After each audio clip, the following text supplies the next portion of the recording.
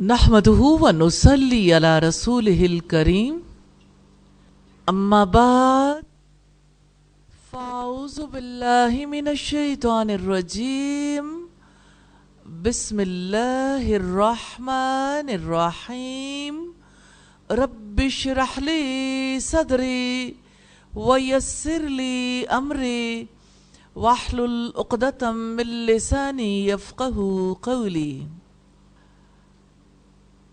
दुनिया में सबसे बड़ी दौलत जो हमारे पास है और आखिरत में भी जो सबसे बड़ी दौलत साबित होगी वो नमाज है। और एक मोमिन के लिए सबसे ज़्यादा जिस चीज़ का हक है कि वो उसकी जानिब तवज्जो करे वो नमाज है। हमने नमाज में खुशू के हवाले से कुछ चीज़ें देखी जिनकी वजह से खुशू में हेल्प मिल सकती है, यानी तैयारी। नमाज के लिए जब तैयारी करें तो पहला काम क्या करना है? जी बताइए। पहला काम अजान को तवज्जो के साथ सुनना और उसकी कलिमात का जवाब देना है। दूसरा काम क्या है? जी बेटा जी, अजान के बाद मसनून दुआ पढ़ना। तीसरा काम क्या है? जी बेटा, अजान और इकामत के दरमियान दुआ करना। चौथा काम क्या है? जी बेटा, उम्दा तरीके से वुजू करना। उम्दा वुजू किसे कहते हैं? जी, जिसके शुरू में बिस्मिल्लाह पढ़ी जाए और आखिर में मसनून अस्कार, मसनून दुआएं। पांचवा काम क्या है?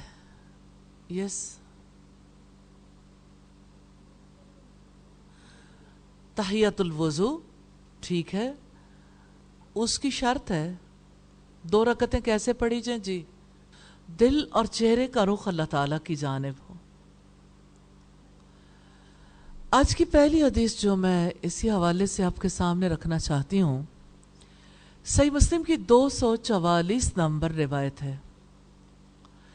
अल्लाह के रसूल सल्लल्लाहु अलैहि वसल्लम ने फरमाया, इज़ा तवज़्ज़ल अब्दुल मुस्लिम।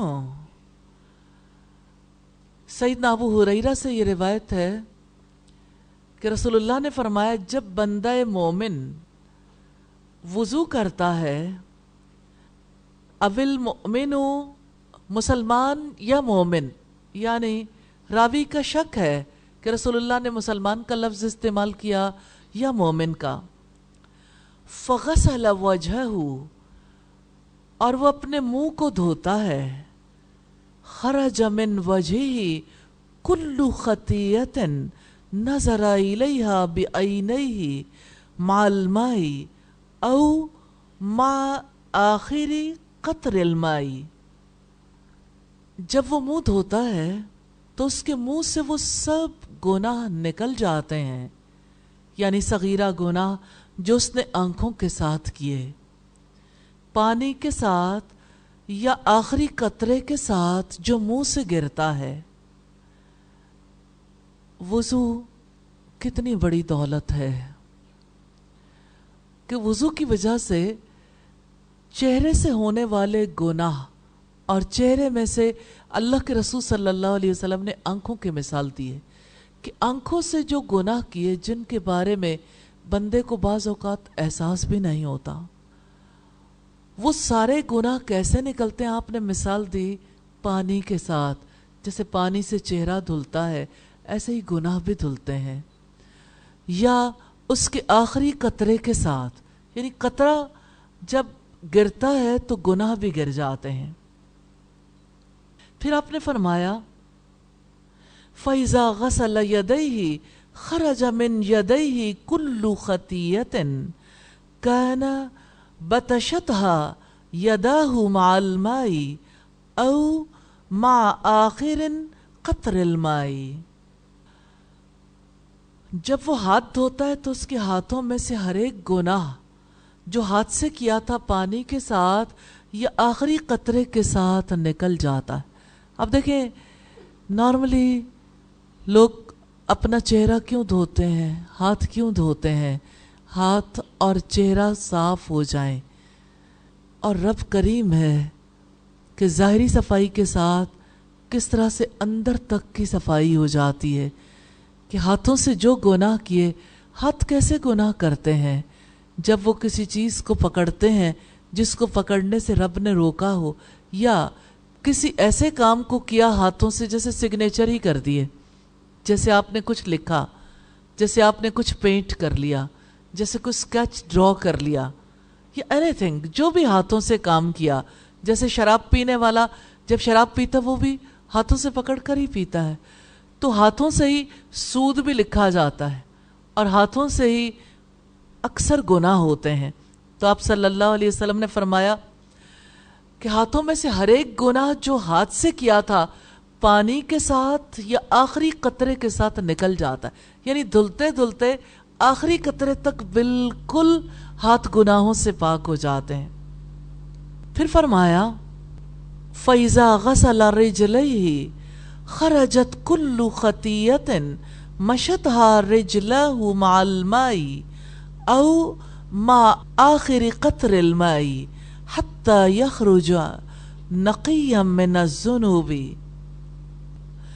پھر جب وہ پاؤں دھوتا ہے تو ہر ایک گناہ جس کو اس نے پاؤں سے چل کر کیا تھا پانی کے ساتھ یا آخری قطرے کے ساتھ نکل جاتا ہے, یہاں تک کہ سب گناہوں سے پاک صاف ہو کر نکلتا. 3 اعضاء کی مثالیں ہمیں ملتی ہیں, آنکھ, ہاتھ اور پاؤں. یہی بنیادی اعضاء ہیں جو ورک کرتے ہیں. تو جب بندہ وضو کرتا ہے تو کس طرح سے اللہ تعالیٰ اسے پاک کر دیتے ہیں. اور آپ جانتے ہیں کہ اللہ تعالیٰ پاک چیز کو ہی قبول کرتا ہے, ناپاک کو وہ قبول نہیں کرتا. اور اگر اسی چیز کو مد نظر رکھتے ہوئے دیکھیں تو جب بندہ کلی کرتا ہے, زبان کے کتنے گناہ کلی کے پانی کے ساتھ نکل جاتے ہیں. جب ناک میں پانی ڈالتا ہے, اسی طرح سے جب انسان بازو دھوتا ہے, ہاتھ میں بازو بھی شامل ہیں.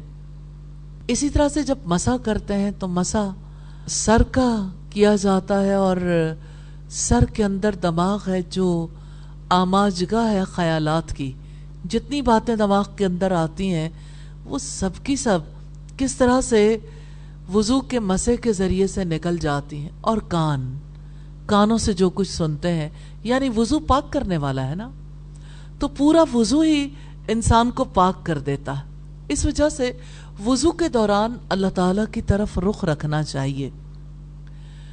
کلی کرتے وقت کیا ذہن میں رکھنا چاہیے, ناک میں پانی ڈالتے ہوئے کیا ذہن میں رکھنا چاہیے, اور اسی طرح سے چہرہ دھوتے وقت اور بازو دھوتے وقت اور مسح کرتے وقت, کانوں کا مسح کرتے وقت, پاؤں دھوتے وقت, تو زیادہ توجہ کے ساتھ ان چیزوں پر غور و فکر کرنا ہے.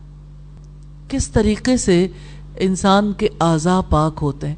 تو آپ کی سوچ جب پاک ہوتی ہے تو وہ پاکیزگی کے لیے مزید کوشش کرتی ہے. یعنی جب آپ شعوری طور پر یہ سوچتے ہیں نا کہ زبان کتنے گناہ کرتی ہے, جھوٹ بولتی ہے, تانا دیتی ہے, کسی سے بد کلامی کرتی ہے, چغلی کرتی ہے, زبان سچ نہیں بولتی, زبان سے وعدہ کرتے ہیں تو وعدہ پورا نہیں کرتے, زبان کے ساتھ کتنی چیزیں اٹیچ ہیں, برا کلام, بد کلامی, بدگوئی بھی, پھر فوش کلام بھی, اور پھر فضول لایانی بات چیت بھی. تو جب ایک انسان دل کے یقین کے ساتھ کلی کرے کہ اللہ تعالیٰ مجھے اس کے توسط سے پاک کر دیں گے تو کیفیت بدلتی ہے. یہی کیفیت خشوع کے لیے ضروری ہے. اور ہر اس پر غور و فکر کریں گے, جیسے ناک پر, جیسے آنکھوں پر, چہرے پر, جیسے کانوں پر, تو انشاءاللہ تعالیٰ یہ غور و فکر آپ کو بہت زیادہ فائدہ دے گا. اس کی وجہ سے نماز کے اندر خشوع میں ہیلپ ملتی ہے. تو یہ سارے ہیلپ کرنے والے کام ہیں. چھٹا کام ہے مسواک کا اہتمام کرنا. مسواک کی وجہ سے منہ اور زیادہ پاک ہو جاتا ہے, کیونکہ جب آپ منہ کو پاک کریں گے تو تھوڑی دیر کے بعد ابھی تلاوت کرنی ہے نا، تو تلاوت پاک منہ سے کر سکیں گے انشاءاللہ تعالی۔ سیدنا علی کہتے ہیں کہ نبی صلی اللہ علیہ وسلم نے ہمیں مسواک کرنے کا حکم دیا اور فرمایا بندہ جب نماز میں کھڑا ہوتا ہے تو اس کے پاس ایک فرشتہ آتا ہے اور اس کے پیچھے کھڑے ہو کر قرآن مجید سنتا ہے اور قریب ہوتا رہتا ہے۔ وہ قرآن مجید سنتے سنتے اتنا قریب ہو جاتا ہے کہ اپنا منہ اس کے منہ پر رکھ دیتا ہے، اور نمازی جو آیت بھی پڑھتا ہے فرشتہ اسے اپنے اندر سمو لیتا ہے۔ سبحان اللہ۔ سلسلہ احادیث صحیحہ کی روایت ہے 1213 نمبر پر۔ تو تلاوت کے اثرات فرشتوں پر تبھی مرتب ہوتے ہیں جب منہ پاک ہو۔ مسواک ضروری ہے کیونکہ فرشتے اسمیل سے بھاگتے ہیں۔ اور صحیح بخاری کی روایت ہے 887 نمبر پر، لولا ان اشق علی امتی او علی الناس لامرتهم بالسواک مع کل صلاۃ۔ نبی صلی اللہ علیہ وسلم نے فرمایا اگر مجھے اپنی امت یا لوگوں کی تکلیف کا خیال نہ ہوتا تو میں ہر نماز کے لیے مسواک کا حکم دے دیتا۔ تو مسواک کرنا دراصل خشوع کی ضرورت ہے، کیونکہ انسان کو فرشتوں کا قرب نصیب ہوتا ہے، اور فرشتے اس سے اللہ کے کلام کو جب توجہ سے سنتے ہیں تو فرشتوں کے قریب ہونے کی وجہ سے انسان کے ارد گرد کا ماحول بدل جاتا ہے، پھر شیاطین وہاں نہیں آتے۔ اسی طرح سے 7واں کام ہے، اب آپ دیکھیے یہ کام تو اگرچہ پہلے کرنے والا ہے لیکن خشوع کے لیے مددگار ہے۔ نماز کے لیے صاف ستھرے کپڑے پہن کر زینت کا اہتمام کرنا، یعنی خوشبو لگا لیں، نماز کے لیے نماز کا ڈریس باقاعدہ پہن سکتے ہیں۔ دیکھیے آپ جو عام ڈریس پہنتے ہیں نماز تو اس میں بھی ہو جاتی ہے، لیکن اگر آپ کا بازو کا کچھ حصہ، یعنی جب آپ کا یہ حصہ، یہ آپ کا ہاتھ ہے نا، آپ کا یہ حصہ اگر ننگا ہو رہا ہے تو آپ کی نماز میں خلل آ گیا نا۔ آپ کا گلا ہے، آپ کا دوپٹہ باریک ہے، آپ کا دوپٹہ کبھی نیچے پھسل جاتا ہے، کبھی بال ننگے ہو رہے ہیں، کبھی آپ کے سلیٹس آپ کے ارد گرد آپ نے شرٹ ایسی پہنی ہے کہ وہ سائیڈوں سے ننگی ہو رہی ہے، کبھی شلوار یا ٹراؤزر ایسا ہے جو اوپر چڑھ جاتا ہے، تو جب آپ کا لباس جو ہے وہ پراپر نہیں ہے تو آپ کی نماز میں خشوع نہیں آ سکتا۔ اس وجہ سے لباس کا عمدہ اہتمام ضرور کریں۔ لباس کا اہتمام کرنا ضروری، ایسا لباس پہنے جو پاؤں تک چلا جائے۔ جتنا زیادہ آپ اچھے طریقے سے کور اپ ہوں گے، ریلی آزما کر دیکھیں، آپ سر سے لے کے پورے طریقے سے اگر پراپرلی آپ کا بندھا ہوا لباس ایسا ہو کہ آپ کے ہاتھ باہر ہوں اور آپ جو ہے پاؤں تک ایسی جلباب، چادر یا کوئی ڈریس ایسا پہن لیتے ہیں، خصوصی طور پر آپ کی توجہ ادھر ادھر نہیں بھٹکتی، خشوع میں بے انتہا مددگار ہے۔ آپ دیکھیں جب آپ عبایا پہن کر نماز پڑھتے ہیں تو نسبتاً بہتر نہیں ہوتی بنسبت دوپٹے کے۔ کیوں؟ اس لیے کہ آپ کو اپنے باقی جسم کے بارے میں اب پریشانی نہیں ہے، تو آپ کا لباس خشوع میں مددگار ہوتا ہے۔ اس وجہ سے نماز کے لیے خصوصی چادریں، خصوصی لباس ضرور ایسا بنا لیں، اور گھر کے اندر خصوصی طور پر جن لوگوں کو نماز سے محبت ہوتی ہے نا، وہ نماز کے لیے اپنے پاس ہر وقت کوئی نہ کوئی چیز ایسی ضرور رکھتے ہیں، جیسے ایک تو مسواک اور دوسرے چھوٹی جائے نماز۔ اب جائے نمازیں ایسی بھی ہیں جو بالکل پیراشوٹ کی جائے نمازیں، جو بالکل لپٹ کے اتنی سی، یعنی ایک رومال کے برابر رہ جاتی ہے۔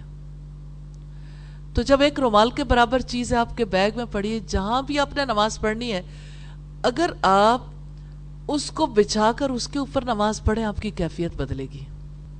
خشوع کے لیے مددگار ہے، کوئی ضروری نہیں ہے کہ آپ جہاں پہ سفید چادر بچھی ہے تو آپ ضروری اس کے اوپر جائے نماز بچھائیں، لیکن اگر ایسی کوئی چیز ہو تو اس کی وجہ سے آپ کے اپنے لیے بہت زیادہ سہولت ہو جاتی ہے۔ الحمدللہ یہ چیزیں خشوع کے لیے بہت زیادہ معاون اور مددگار ہوتی ہیں۔ آپ ایکسپیرینس کر کے ضرور دیکھیے، آپ ایکسپیرینس کریں گے تو انشاءاللہ آپ کو زیادہ فائدہ ہوگا۔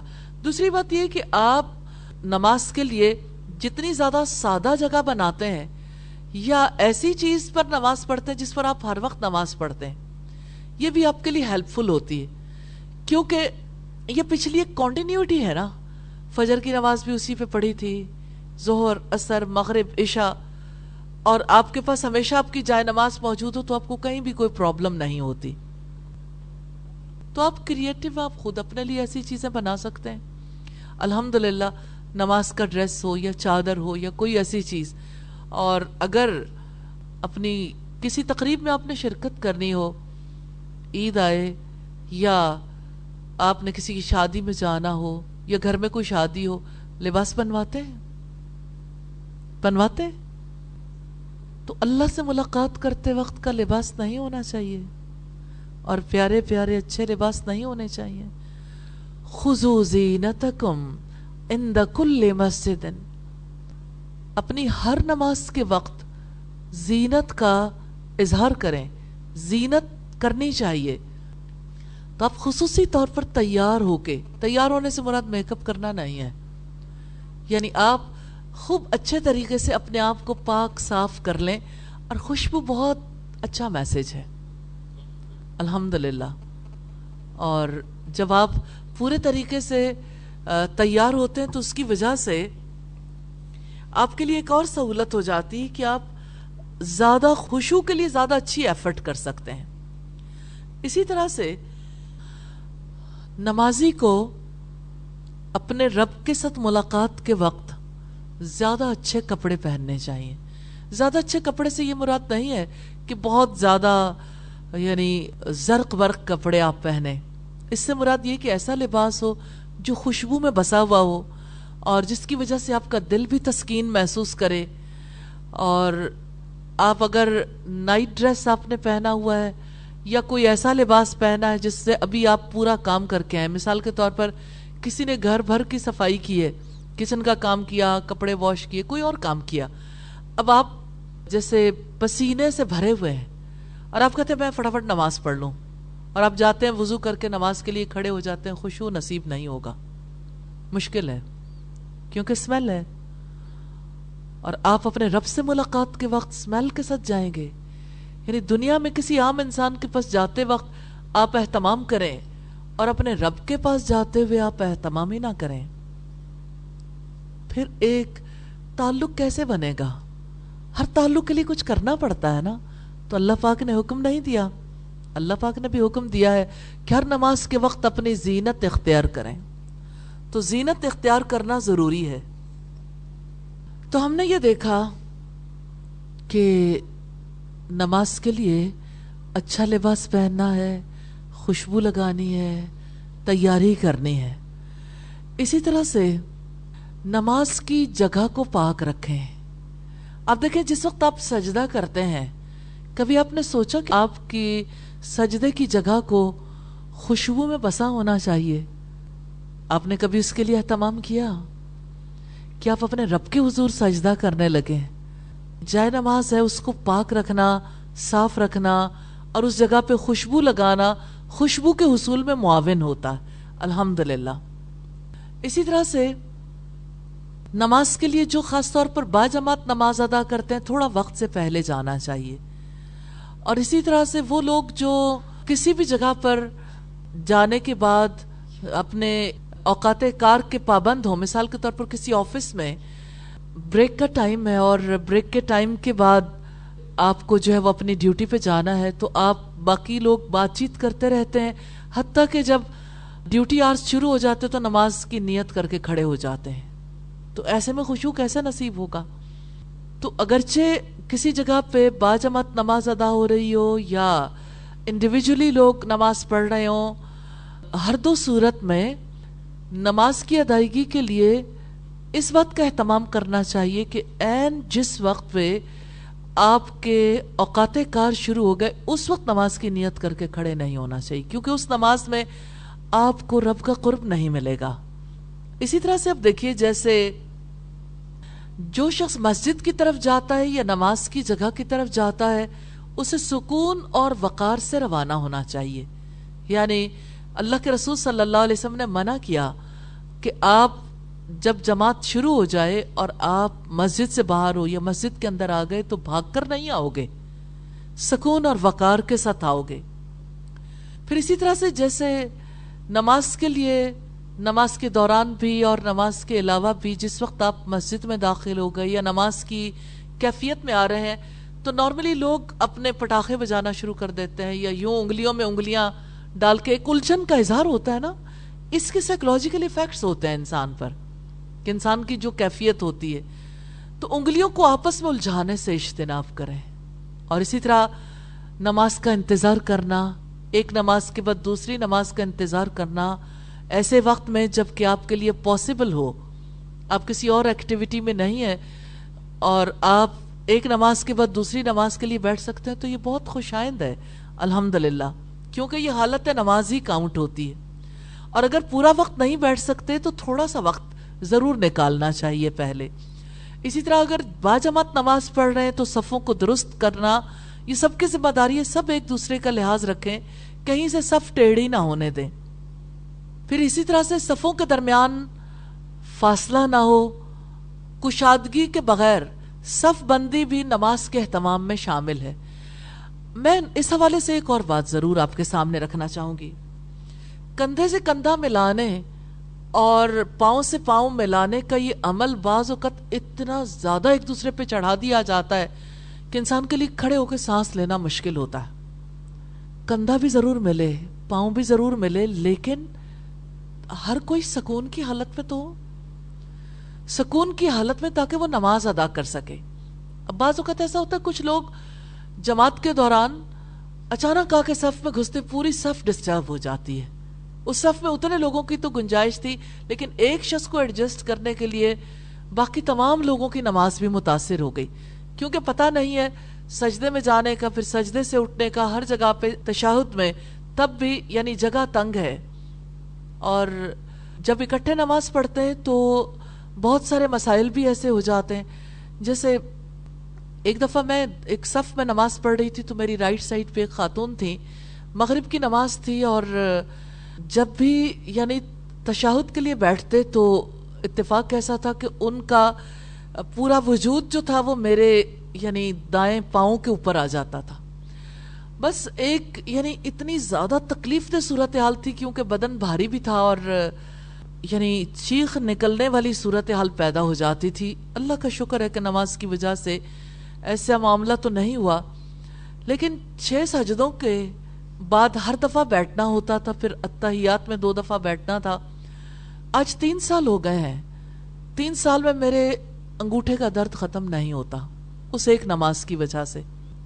یعنی سم ٹائمز بندے کو نہیں پتا ہوتا کہ آپ دوسرے کے لیے کس طرح تکلیف کا باعث بن رہا ہے۔ ایک نماز خراب نہیں ہوئی، ایک نماز کے ساتھ بعد میں آنے والی نمازیں بھی متاثر ہو گئیں۔ تو اتنا لحاظ ضرور رکھنا چاہیے کہ سب لوگ اپنی اپنی جگہ پہ پراپرلی بیٹھ جائیں، کسی کے لیے بھی تنگی کا سبب نہ ہو، لیکن وقفہ بھی نہ دیں، رکھنا نہیں ہونا چاہیے۔ اسی طرح صفوں کے درمیان جب فاصلہ ہوتا ہے تو شیطان خالی جگہ کو آ کے پر کر لیتا ہے، اور شیطان جب صفوں کے درمیان آ جاتا ہے تو پھر خلل اندازی کرتا ہے، پھر نماز کو درست طریقے سے ادا نہیں کرنے دیتا۔ یہ 8ویں اہم بات ہے، نماز میں اطمینان اور سکون۔ نبی صلی اللہ علیہ وسلم نماز میں پرسکون طریقے سے کھڑے ہوتے تھے، یہاں تک کہ ہر ہڈی اپنی طبعی جگہ پر آ جاتی تھی۔ تو ہر ہڈی کا طبعی جگہ پر آنا تبھی ممکن ہے، خاص طور پر جماعت میں جب اس کے لیے جگہ موجود ہو۔ جب آپ تنگ ہوتے تو ہر ہڈی اپنی جگہ پر نہیں آ پاتی۔ ابن رافع سے اسی مفہوم کی حدیث ہے کہ نبی صلی اللہ علیہ وسلم نے فرمایا، تم میں سے کسی کی نماز پوری نہیں ہوتی یہاں تک کہ وہ اچھی طرح وضو کرے، جس طرح اللہ تعالیٰ نے اسے حکم دیا ہے، یعنی وہ اپنا منہ اور دونوں ہاتھ کوہنیوں تک دھوئے اور اپنے سر کا مسح کرے اور دونوں پاؤں ٹخنوں تک دھوئے، پھر اللہ اکبر کہے اور اللہ کی حمد و ثنا بیان کرے، پھر قرآن میں سے جو آسان ہو اسے پڑھے۔ پھر راوی نے حماد کی حدیث کی مانند ذکر کیا اور کہا، پھر اللہ اکبر کہے اور سجدہ کرے تو اپنا چہرہ زمین پر ٹکا دے۔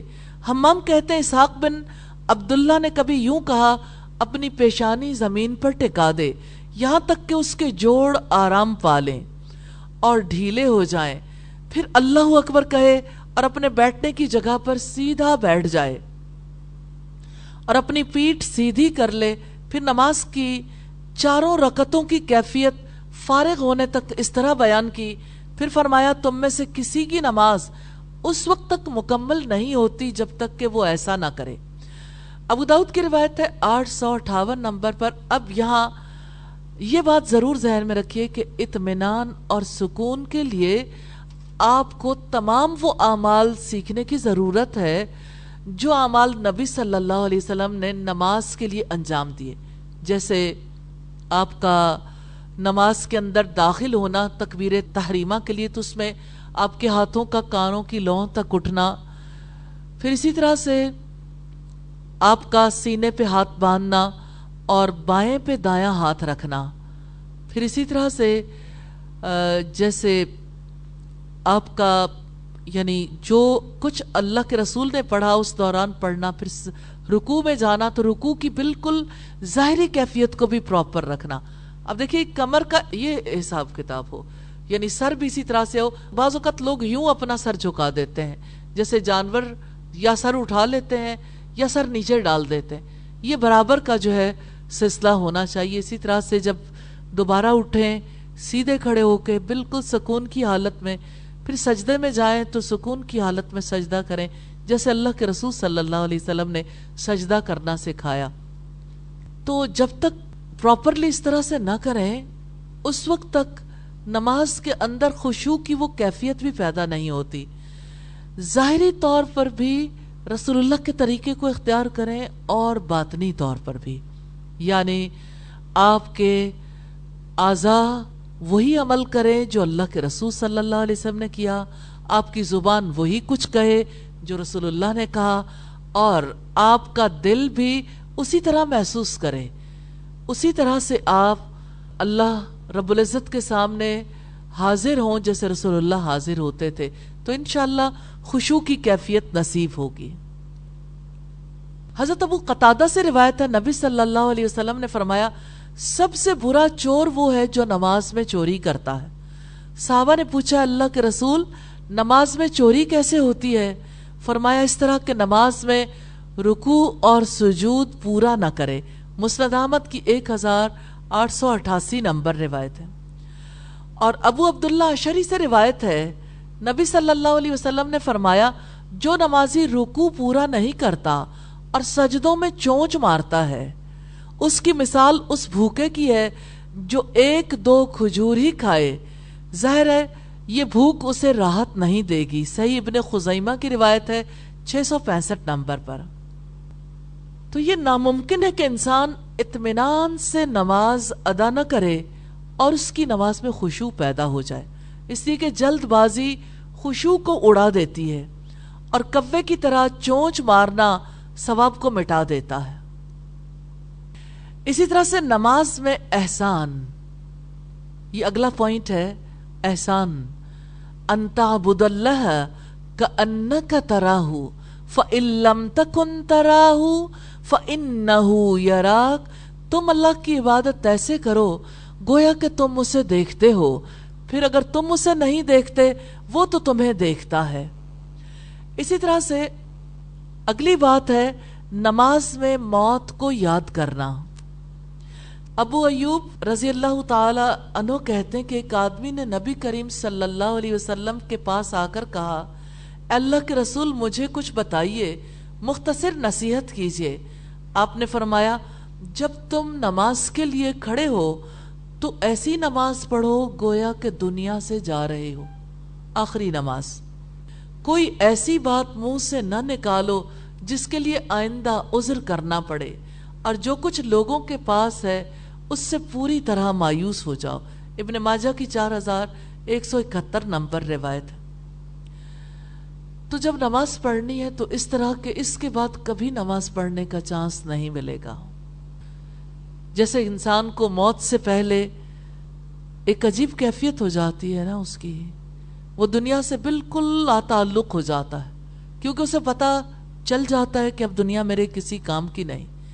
تو نمازی کی بھی جب یہ کیفیت ہو جاتی ہے تو اس کی وجہ سے نماز میں خشوع آتا ہے۔